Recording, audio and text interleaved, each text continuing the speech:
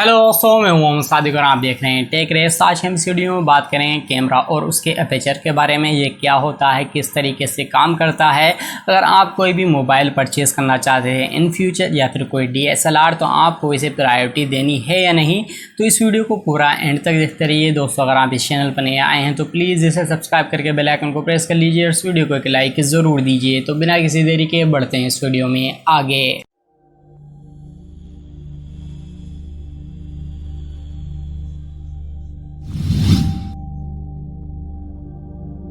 दोस्तों, जब भी हम कोई मोबाइल या फिर कैमरा परचेज़ करना चाहते हैं तो हमारी जो इंटेंशन होती है वो ये होता है कि हमारी जो पिक्चर है वो किसी भी तरीके से बेहतर आनी चाहिए। तो वहाँ बेहतर आने के लिए हमारी उसकी क्वालिटी ज़रूर मायने रखती है, चाहे आपका मोबाइल हो या फिर आपका DSLR। तो सबसे पहले तो हम इस चीज़ पर बात कर लेते हैं कि आपका जो कैमरा होता है वो किस चीज़ से काम करता है, यानी किस तरीके से काम करता है। तो इसका जो अगर प्रिंसिपल देखा जाए तो ये बिल्कुल उसी तरीके का है जैसा हमारी आँख काम करती है।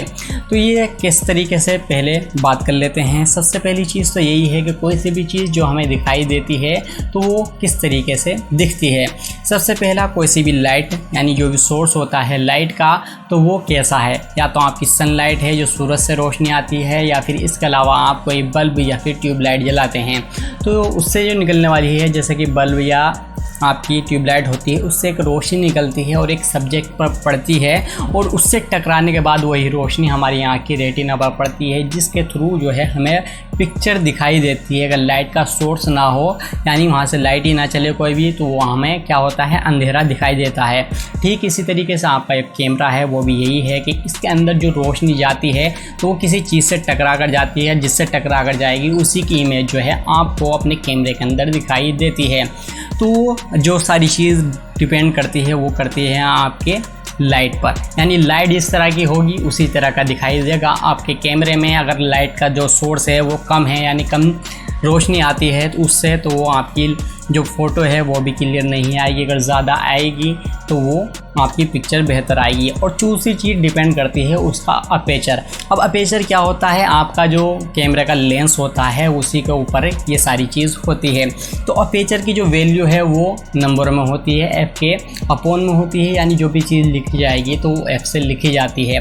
तो फॉर एग्ज़ाम्पल, अगर आप यहाँ पर मोबाइल के लेंस की बात करते हैं तो उसके अंदर आपको सबसे पहले मेगापिक्सल दिखता है और उसके बाद जो है अपेचर होता है। ज़्यादातर जो लोग हैं जो मोबाइल परचेज़ करते हैं वो सिर्फ मेगापिक्सल देखते हैं, अपेचर के ऊपर उनका ध्यान नहीं जाता, क्योंकि ज़्यादातर लोगों को इसके बारे में पता भी नहीं होता है।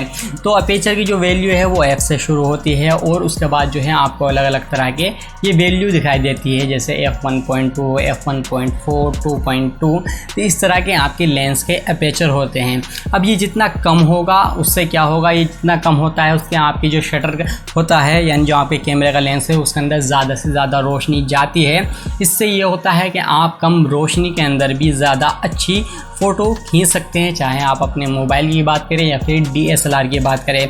क्वालिटी डिपेंड करती है आपके लेंस के सेंसर के ऊपर। तो मोबाइल का जो सेंसर होता है वो थोड़ा छोटा होता है और DSLR का बड़ा होता है, इसलिए आपको कम मेगापिक्सल में भी आपको DSLR में बेहतरीन पिक्चर आती है। वो इसी वजह से होती है कि जो उसका सेंसर का जो साइज़ होता है DSLR का वो बड़ा होता है और मोबाइल का जो है वो छोटा होता है।